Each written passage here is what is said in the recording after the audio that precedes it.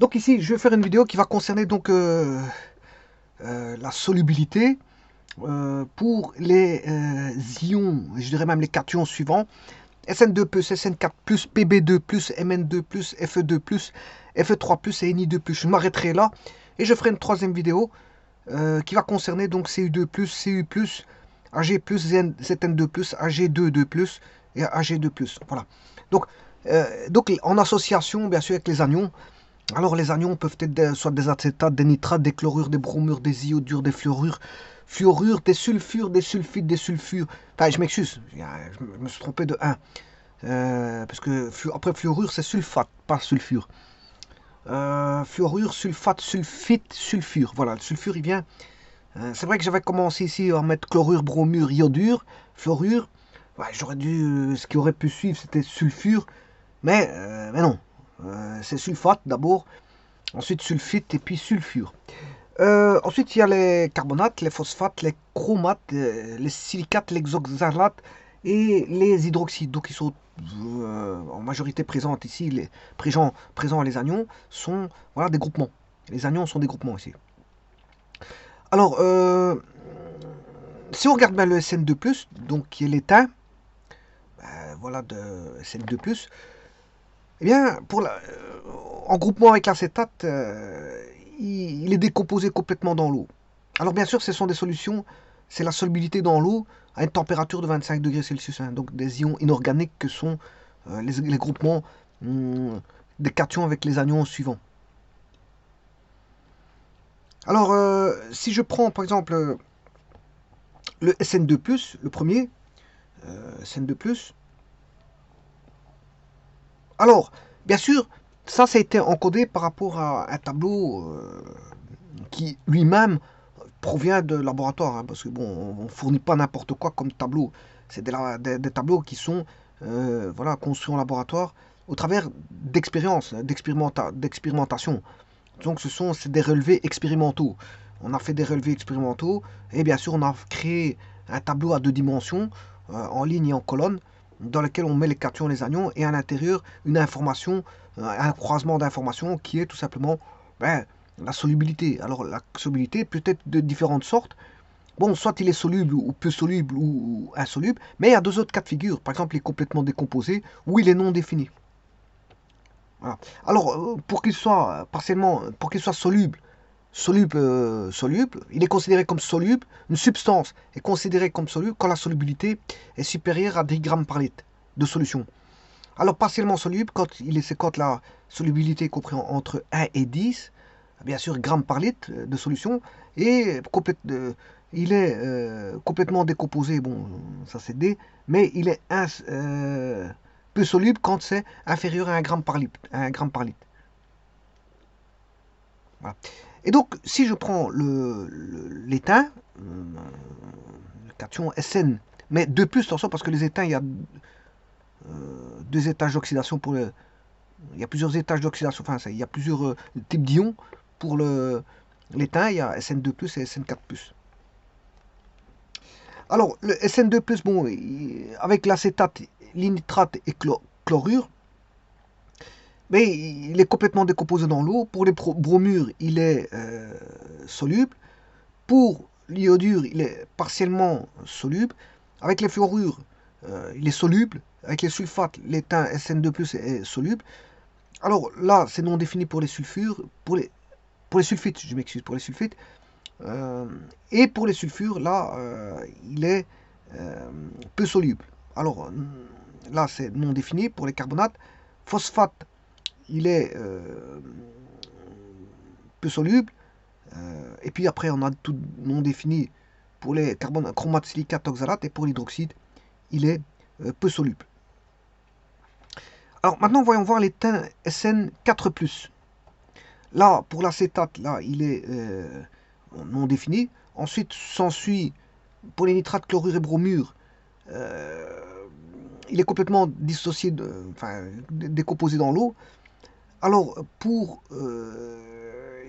l'iodure, ben, là, il est soluble, fluorure soluble, sulfate soluble. Pour le sulfite, le sulfite, il est, c'est non défini. Pour le sulfite, c'est non défini. Ensuite vient peu soluble, non défini pour le carbonate et le phosphate. Il est soluble dans les chromates et non défini pour les silicates et les oxalates. Bien sûr, et pour l'hydroxyde, il est peu soluble. Alors, si je prends le plomb Pb2+, le plomb Pb2+, il est soluble pour les acétates et les nitrates, partiellement soluble pour les chlorures et le bromure, et puis tout le restant, il est peu soluble. Tout le restant, pour les iodures, fluorures, sulfate, sulfite, sulfure, carbonate, phosphate, chromate, silicate, oxalate et hydroxyde, pour le restant, tout est peu soluble. Alors, maintenant, si je prends le manganèse, Mn2+, eh bien, pour les Mn2+,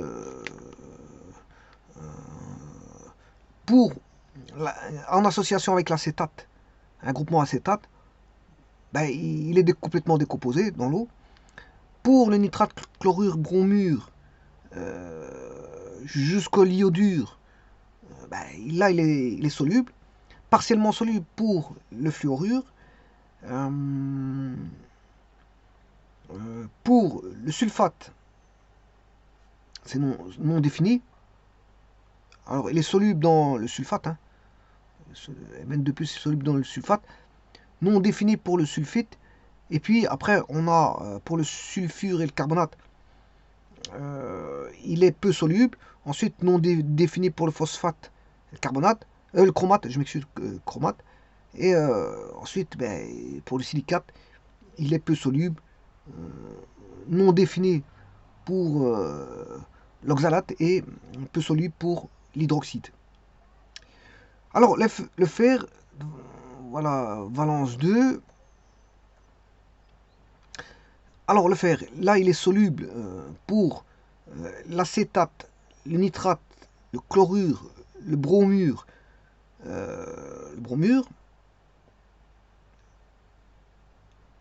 et normalement l'iodure, oui, l'iodure.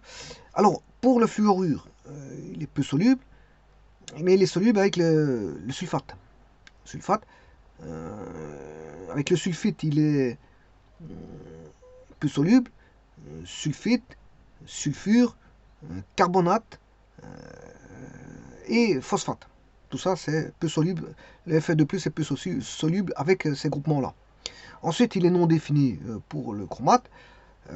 Et puis, vient pour le silicate, l'oxalate et l'hydroxyde, il est peu soluble. Alors, si je prends le fer de valence 3,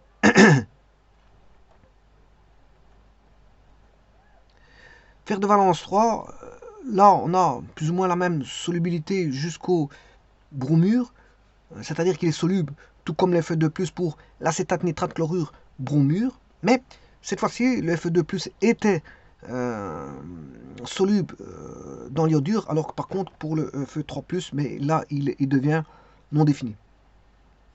Ensuite, vient un peu soluble pour Fe2,3+, pour le fluorure. Pour le sulfate, il est soluble. Ensuite, non défini pour le sulfite.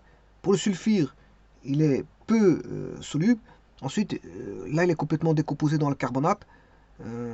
Pour les phosphates, il est peu soluble. Non défini pour le chromate. Attention que je suis au-dessus. Voilà, non défini pour le chromate. Pour les silicates, il est peu soluble.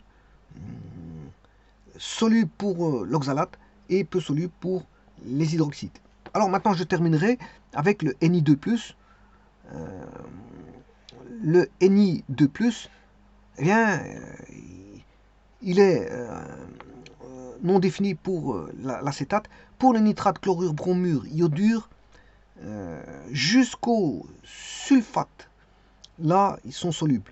Alors, insolubles, enfin, peu solubles pour le sulfite, le sulfure, le carbonate et les phosphates. Ensuite, viennent pour les chromates et silicates non définis. Et finalement, l'oxalate et le hydroxyde, là, il est peu soluble. Voilà, et je terminerai cette deuxième partie de tableau parce qu'il y a une première partie qui a été faite. Et j'entamerai pour la suite avec le CU2+, CU+, AG+, ZN2+, AG2+, et AG2+, dans une autre vidéo. Je vous remercie.